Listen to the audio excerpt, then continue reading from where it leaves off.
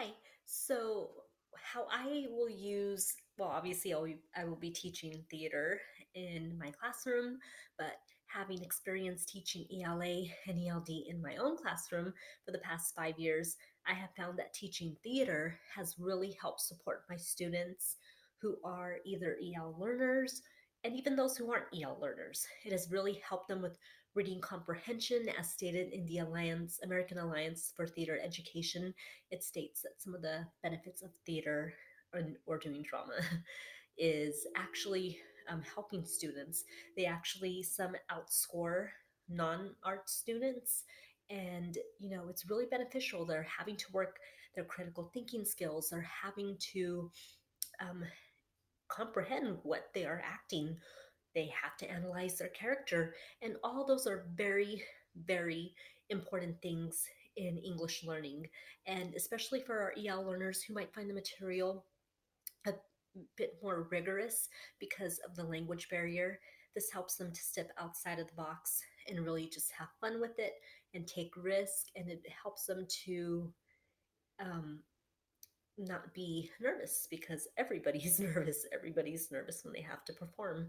So, one of the things that I have found is when I have them do readers theater. Now, when they're doing readers theater, they are actually taking a script, and it could be in a piece of literature that they are learning in English, or it can be even in history class where I've had my students do Greek tragedies, um, Greek stories that were kind of, they used them as parodies from the Greek historical readers theater book that I used to use.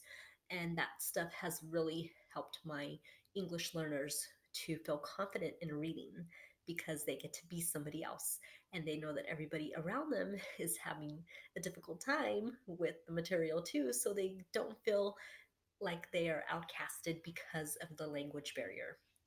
And according to the American Alliance for Theater Education, it also states how using theater is something that helps students with tests.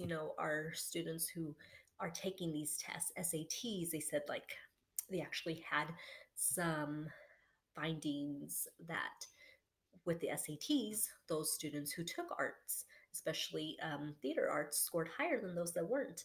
And even though the video, or even though, I'm sorry, the article does not state that it was theater arts, it just simply states non arts. However, it does point to the fact that having theatrical arts, even artistic work like painting and creating ceramics, things like that.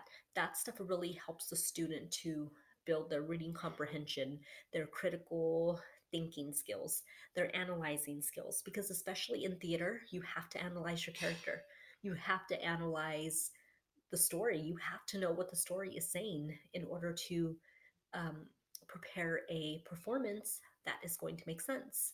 So, having theater is very important and vital to the core subjects such as English, art, English language arts, and for our English language learners. And I know from personal experience that it really helps those who are English language learners. Like I said in my previous typings or previous things that I wrote on here, I have, well, my students that I had in the past, my former students, 99% were ELL learners.